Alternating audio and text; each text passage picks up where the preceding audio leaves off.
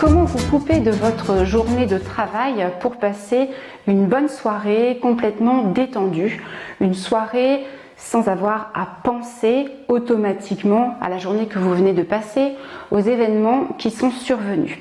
Alors ça, c'est un problème très classique, que vous soyez salarié ou chef d'entreprise, c'est une question qui revient couramment. Karen, que puis-je faire pour me débrancher de ma journée de travail? Alors certains ont déjà leur solution.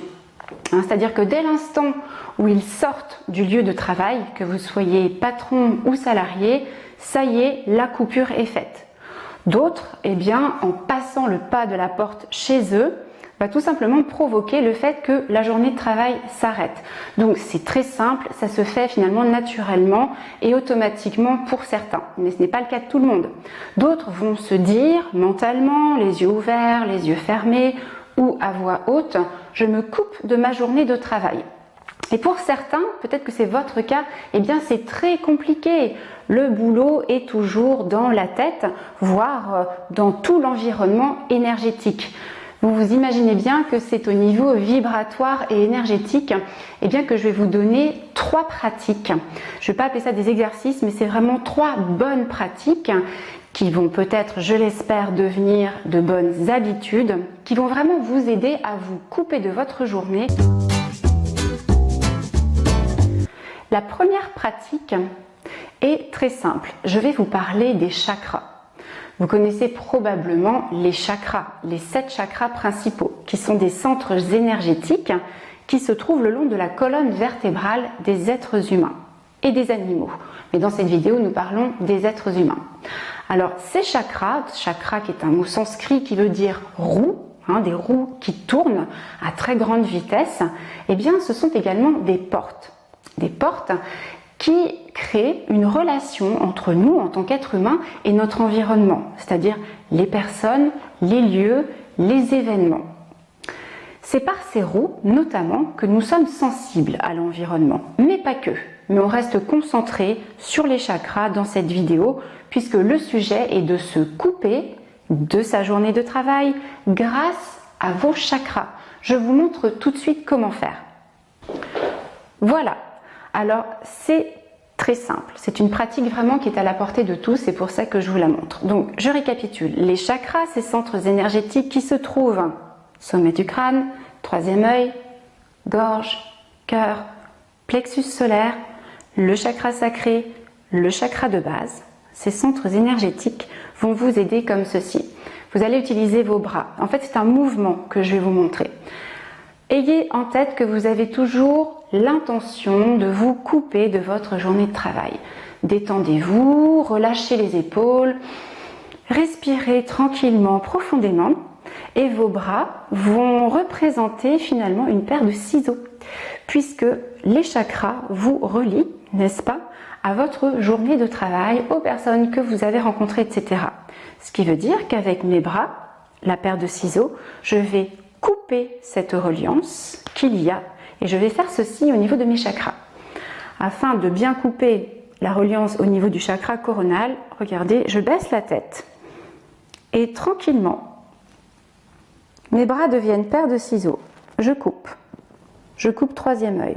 Je coupe au niveau du chakra gorge, cœur, plexus solaire, chakra sacré, chakra de base. Et voilà, c'est fait. Là, je l'ai fait lentement. Quand vous allez le faire, ce sera plus rapide. Vous vous installez confortablement, vous baissez la tête et je me coupe, tout simplement. Ok, vous vous êtes coupé. Ce que je vous propose de faire, c'est de mettre, par exemple, la main ou les 2 mains sur votre cœur, de fermer les yeux et puis de rentrer en communication directe avec vous-même, avec votre être intérieur, j'ai envie de dire essentiel. Déjà, rien que les mains sur le cœur, ça fait du bien. On se reconnecte à soi, à son cœur et finalement on se recentre. C'est aussi une façon de vous recentrer sur vos besoins que je vous invite à satisfaire. Donc main sur le cœur.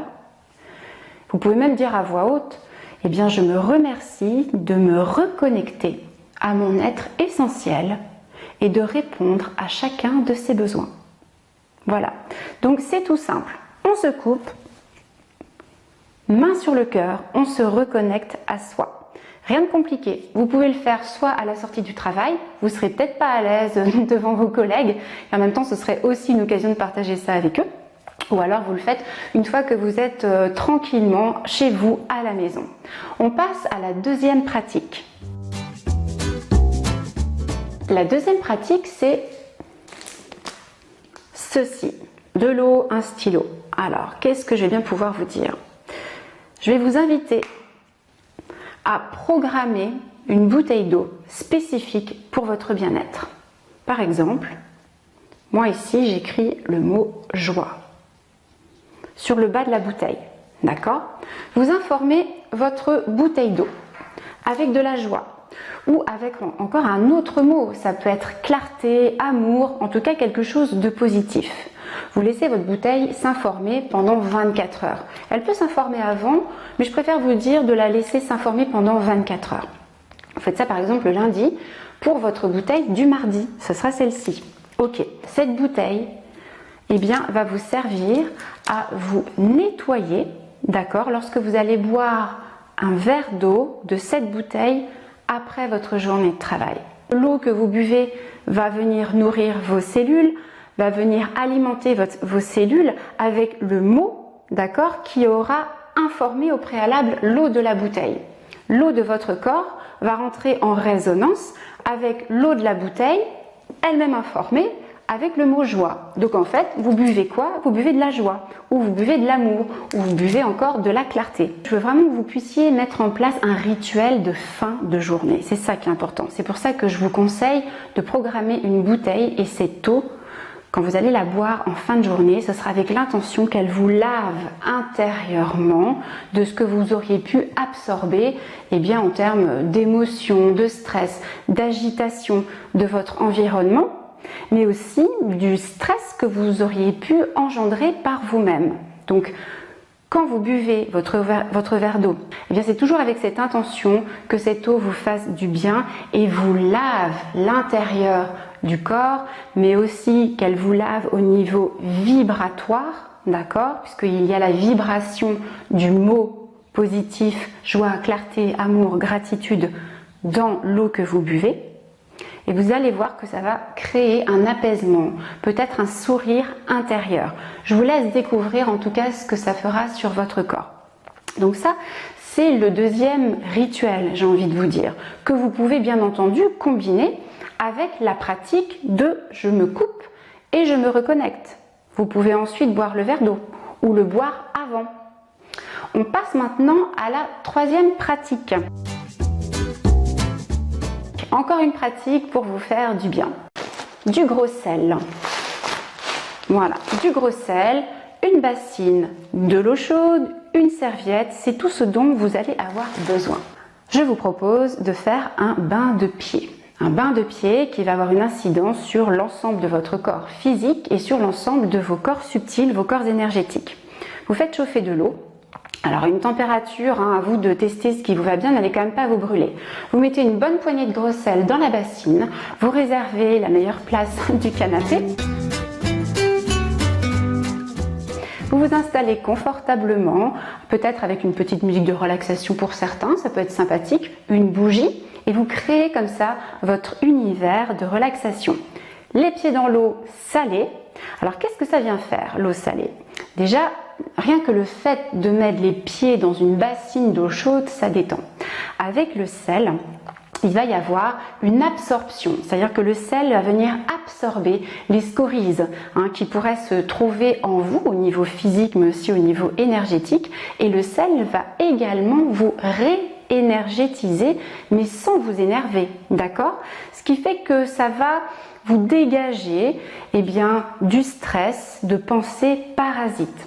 Combien de temps dure ce bain de pied? C'est propre à chacun, c'est vraiment à votre ressenti. Vous allez sentir qu'à un moment donné, le bain de pied a fait son effet, qu'il est suffisant. Vous allez vous sentir suffisamment calme, serein, la tête vide et alignée pour sentir que ça y est, c'est bon, c'est terminé. Donc ensuite, évidemment, vous vous séchez les pieds et vous jetez l'eau salée dans le lavabo. Donc voilà, on vient de voir 3 pratiques qui sont basiques, mais qui sont vraiment très utiles et très pratiques. Donc ce sont vraiment des petits rituels, hein. C'est vrai qu'on peut les voir comme ça. Un petit rituel, c'est toujours bénéfique pour soi, c'est comme ça que je le conçois. Et avec ces 3 exercices faciles, eh bien écoutez, soit vous en prenez un, soit vous en prenez 2, soit vous en prenez 3. Peut-être allez-vous les transformer un tout petit peu selon votre ressenti et selon votre convenance. Bien évidemment, vous pouvez aussi préparer la journée qui s'annonce en créant votre bulle de protection. Alors je ne vais pas reparler de la bulle de protection puisque je l'ai déjà fait dans une autre vidéo que je vous invite donc à visualiser. Vous pouvez également regarder de nouveau ou découvrir la vidéo que je vous propose sur le phénomène éponge, hein, ce phénomène où des gens ont tendance à absorber les perturbations de l'environnement et des personnes qui s'y trouvent.